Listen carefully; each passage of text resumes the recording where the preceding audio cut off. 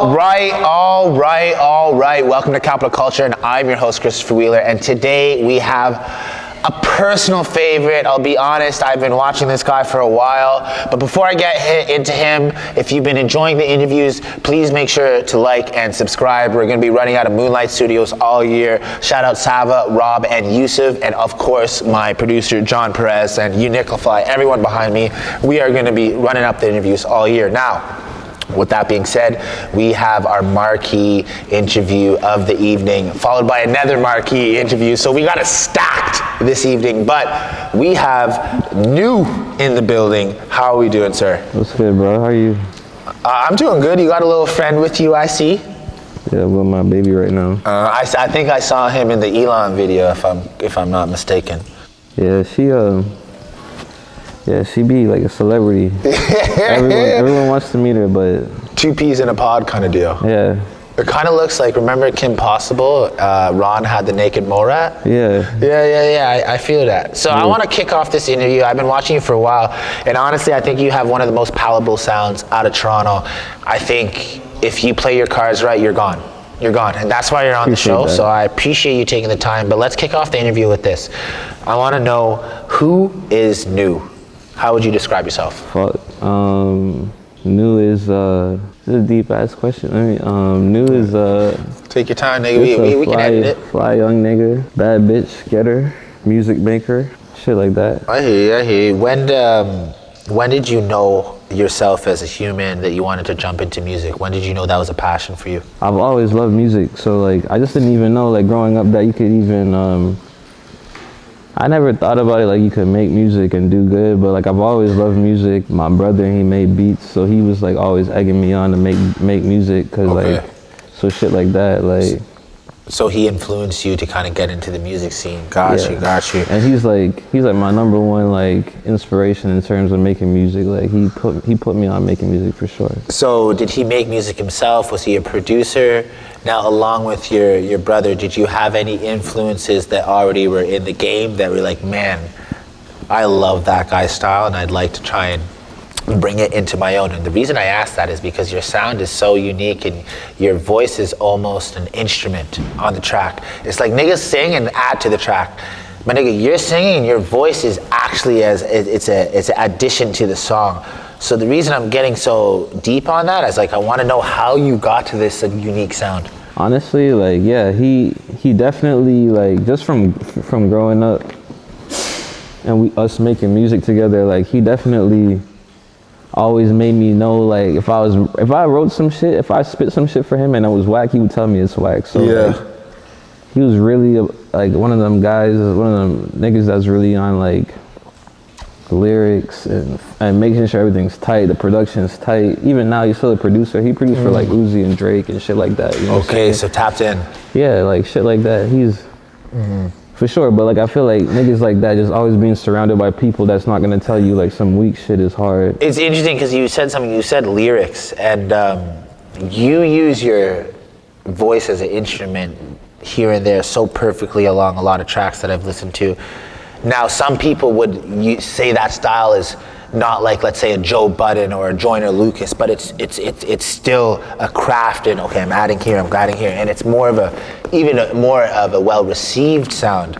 So, how did you, if your brother was such a lyricist, how did you kind of find and land in that perfect in between of just adding your voice as an instrument throughout a lot of tracks? Just land on it.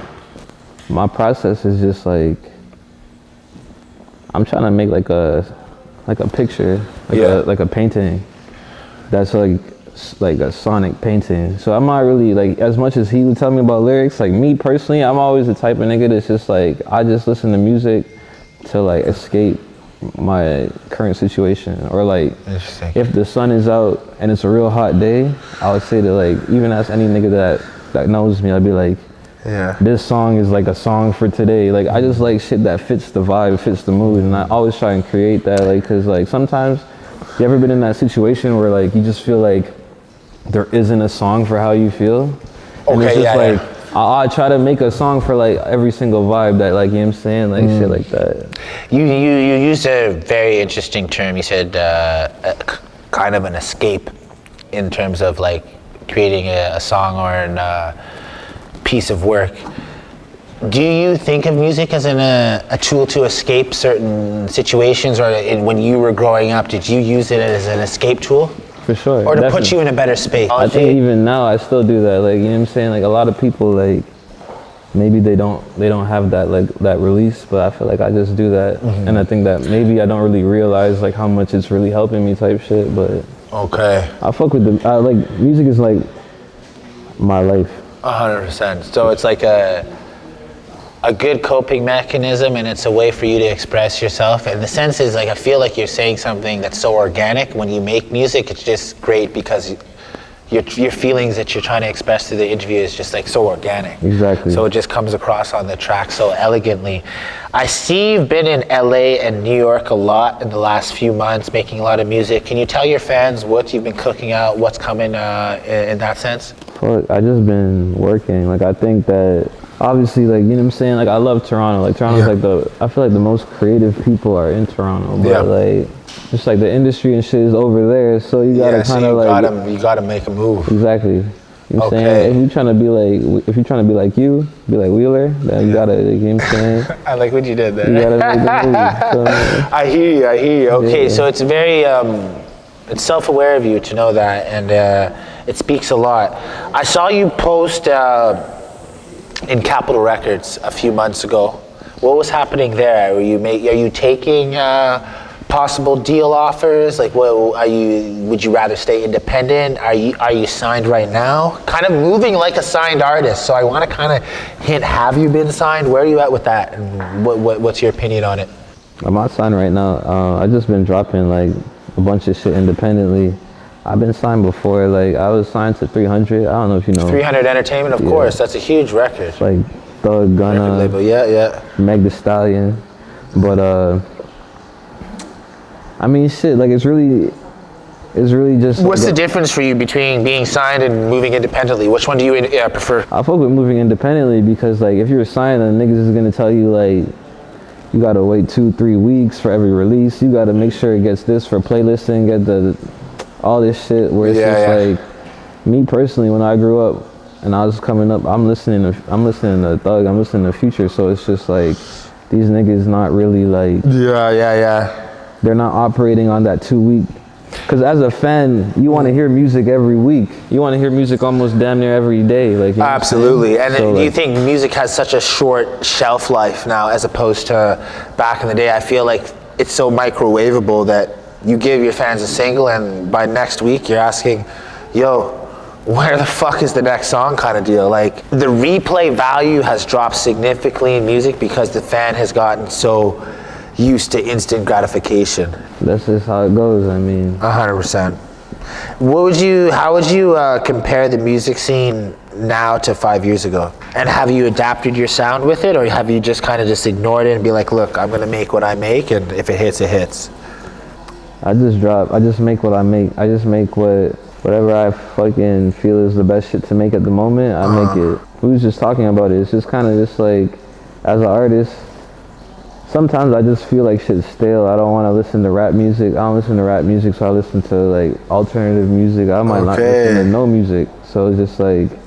What kind of alternative music? Like maybe Billy Talent? Like what kind of falls on your playlist when you're rocking out to the guitar? But, I mean, shit. Because you can hear it influenced a little bit in those keynotes and Elon, Motion Sick. You can hear, man, your beat selection's nuts. Bro, I appreciate that, but it's just, I really just try and like, I'm really trying to be as, like, you know what I'm saying? I really love music, so I'm really trying to be as good as I could be. And like, I listen to shit like System of a Down, I listen to Green Day, I listen to a bunch of different shit. I mean, when I was growing up, I grew up, so basically, when I was growing up, my mom didn't want me to grow up so I grew up in the east end of Toronto in Malvern. Okay. So there's like a bus you could take from Malvern that goes all the way down to like the Guild Inn, if you know where the Guild Inn is, like down South Scarborough. Okay.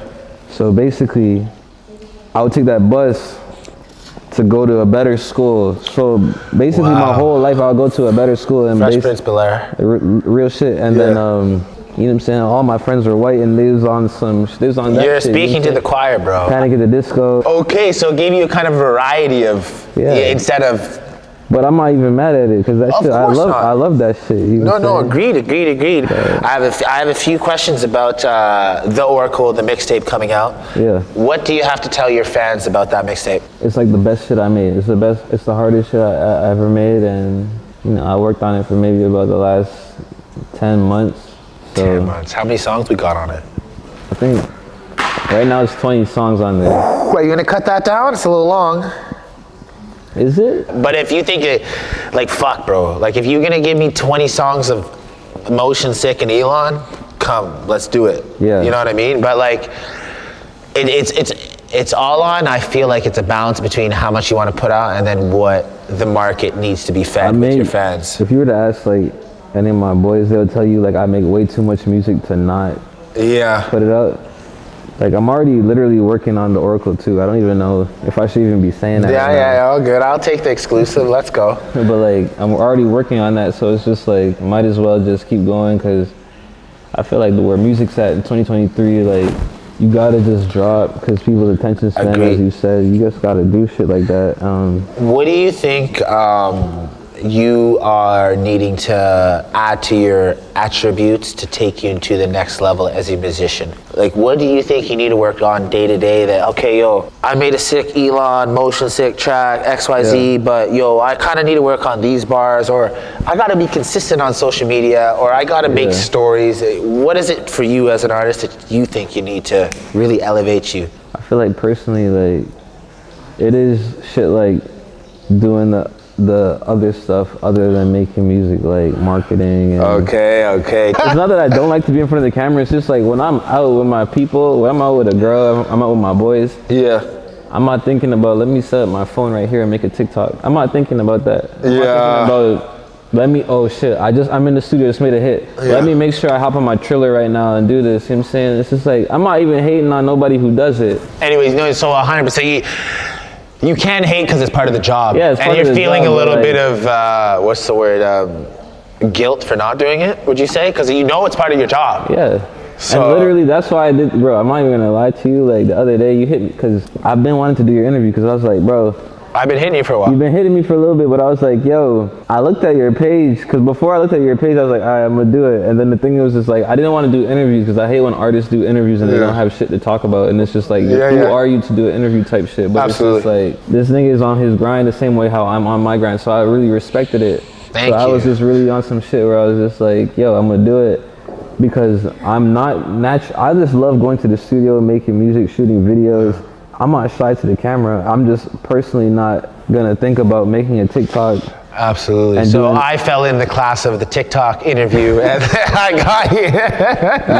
No, I appreciate, a little bit. No, I get I'm like, it. yo, it's some content. It's some content. You feel me? Like, no, 100%. I appreciate you being so honest with it, because a lot of artists at home may be thinking the same thing. Like, fuck, I'm good, but let's be honest. Other than the top 4 musicians in the world, let's say Drake, Taylor Swift, Ed Sheeran, and The Weeknd, they do one interview every 5 years. Exactly. But a lot of the people don't fit that mold. You're not in the top 4. So if you're not in the top 4, you may need to come onto my show and do an interview. I'm not saying you won't get there. I'm just saying. If your stream's not doing really good, you know what to do. Come on a Wheeler show. That's what you gotta do. You heard it here first. I appreciate that. And as I said, it's just a very mature answer, because it's like, okay, so I need to do X, Y, and Z. I'm gonna get a little deep with you here, and you can just say next question, because I am very observant, and I love the lyrics. I love the content. Let's take some shots. Yeah, we can fucking we can take it. Come on, yo. Can you, Yusuf? Can you grab us some shot glasses from the back? We'll take a shot. Take a shot. All right, sorry to interrupt your question. No, we good. This is natural, as I said. We ain't in a rush. I'm just asking it because I have to ask it. Yeah. And honestly, it's a very popular content to rap about. But if you were to get more successful, how is your control on the lean? Do you foresee that being a problem? Do you have a good control on that habit? Is it not a habit? Or nah, I mean, I'm not. You can say next question. We can skate on it if you don't. That's good. I mean, as bad as it sounds, I'm not gonna stop drinking lean. So fuck, like, How many pints per month would you say? Probably like 3, 2. It's like 11. Isn't that like 11,000? Am I right on that? I mean, yeah, I mean. It's 3,000 per pint. When you take walk, you're not drinking Tris. Come on, I mean, like, fuck, you see me? I hear you. I Louis see you. You all right? Off-white jacket. You all right? Okay. Right? So you have a good control on it, and you have a good support system around you to watch you. Yeah, I mean, Gotcha. I wouldn't advise anybody to go broke buying lean, but I mean, like, shit. I got you. Hey, I hear you. And I'm not promoting it either. Like, I mean, like, at the same time. Do you think it helps you get creative? Let's do a shot. You do the shots, we do the shot. I got a kind of deep question after this one too. What's been the hardest thing in the industry for you to get used to as a successful artist? It's all that fake shit. All the little fake industry label. Little interview niggas. Weird. Nah. The interview niggas do be weird, but like you cool. Like, all right, we good. We're doing good so far. We're doing good, but like they do be weird. They be like asking you weird shit about like your family, your parents, growing up and shit like that. But at the end of the day, it's part of the. I agree with you, 100%. It's part of the process. You are a public figure. You kind of have to deal But not with even that. It's more of the shit where it's like you fuck up an artist's mind and you tell an artist how to maneuver, how to operate to be successful. There's no right way. Yeah. And I'm gonna tell any artist that's listening to this, I didn't even make it. I'm not even there yet. You understand? But I'm about to be. Exactly. But you're at the cusp. You don't have to. There's no way. The way is just to be yourself, and if it don't work, that means you're not supposed to be an artist. That's it. That's just how it goes. Like all the little complaining shit, all the little crabs in the bucket, all the little whatever that shit, that would not work. And no, if you was trapping, if you was doing anything else, all the little complaining shit that don't get you nowhere. You know what I'm saying? Like that. It's interesting you say that because there's a person on my team that keeps me in line, and one of the main rules we have is like, yo, we work hard, but I don't want to hear you complain, you know, and I kind of just, it goes to what, you know what I mean? No matter what you're doing, like that complaining shit don't get you nowhere. And I'm not even trying to hate, but like, absolutely, I feel like that too sometimes. I'm like, yo, that bitch ass nigga ain't repost my shit. Oh, this nigga didn't do this. Or this bitch, she all want to hit me up to link up, but she don't want to do this and that, like for the repost my shit. Yeah, or whatever. Fuck. But it just is what it is. It's just like... I hear you. What would you say in the last year your most successful thing in the industry was? How did you enjoy it? What did it mean to you? Because obviously as an artist, you're operating in fiscal quarters, first quarter, second quarter, third quarter, fourth quarter. In the last year of grinding, what was like a week you're like, fuck, I'm really proud of myself? And how did you reward yourself, or how did you just respond to that week?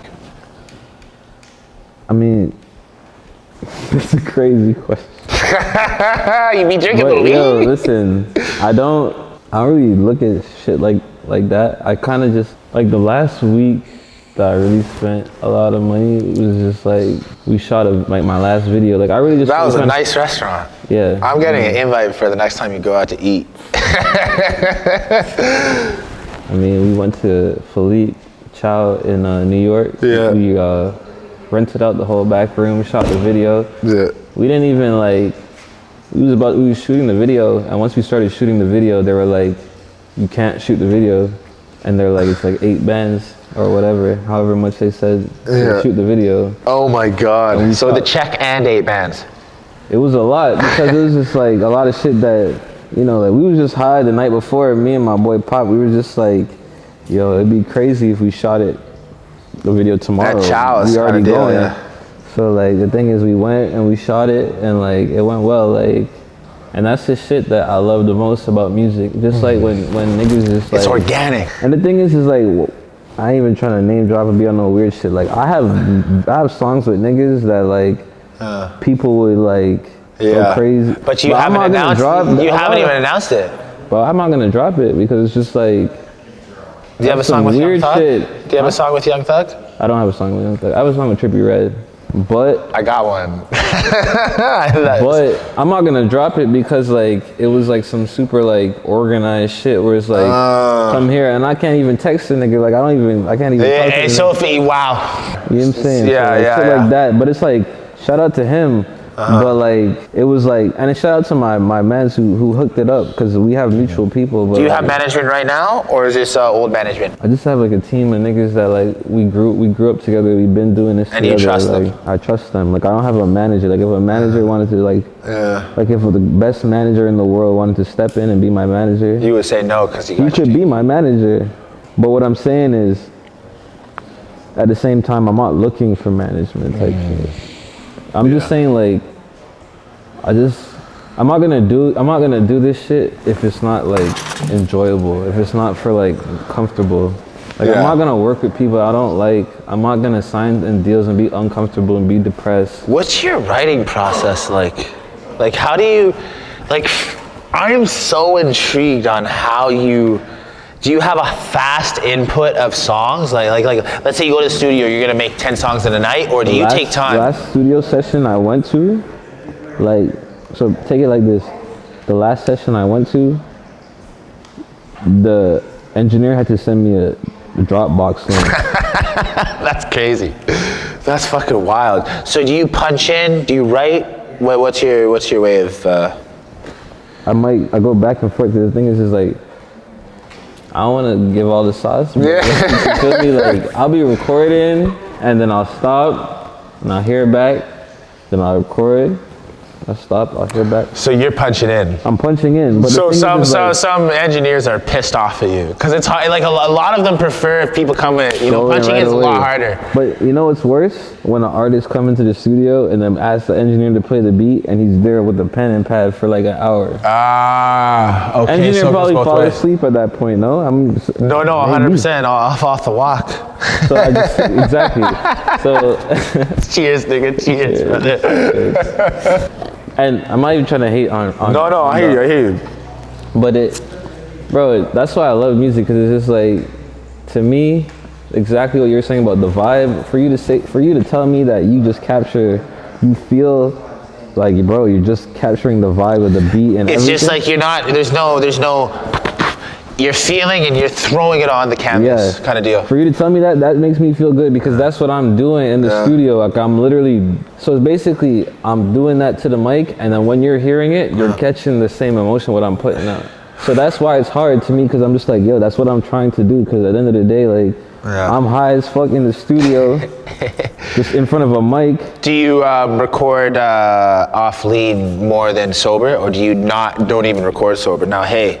No, I record sober sometimes. I mean, like, it's not like I'm not like. Do you feel more creative one way or the right other? Right now, I'm taking shots with you right now. No, I agree with you, but we ain't making a 1-2. I don't got an 8 ready to deliver after your 8. So, no, I hear you. I can hear you, bro. Yeah, I'll do it. I did a half shot, nigga. I still have some left, yo. Cheers, I'm a faker, dog. Okay, so. I ain't trying to glorify it, but I'm just saying, let's just like. Would you say it's almost part of the culture in a certain sense, especially your sound? I don't talk about the culture. I'm just saying like what I do. Like I feel like, for instance, if you're gonna do a self-portrait of yourself, it has to be real. It has to be honest. Yeah. So what I'm saying is like that's just what I do. Like that's just what like the shit that I say, what I'm doing, and I don't even say like I don't say anything crazy where it's just like I'm saying like I'm on a fucking yacht in Dubai. Like I don't say shit like that. What I'm saying is like. What I do say is just like, that's art. That's the art part of it. It's just the projection of who I am, or whoever it is. Like if it's Drake, Future, The Weeknd, whoever it is, their expression. That's how I see it. At least. No, it might not be real. No, you hitting some balls out of the park, bro. Yeah. You're doing well. Like, or else when I'm so critical on like. I'll be honest. I've done about 39 interviews in the last year. In the last year, you're the most person I've just sat down, and my managers are all in the background, and just talked the actual craft. Because I know how you're so talented with the music. You know what I mean? I can spend about 30, 40 minutes just talking music. We're not talking about, hey, what's your favorite hobby? We're really getting to the nitty gritty of what you're producing, bro. So I really think, if you keep it up, you're the next up. Thank you, bro. I appreciate you coming through, bro. I really do.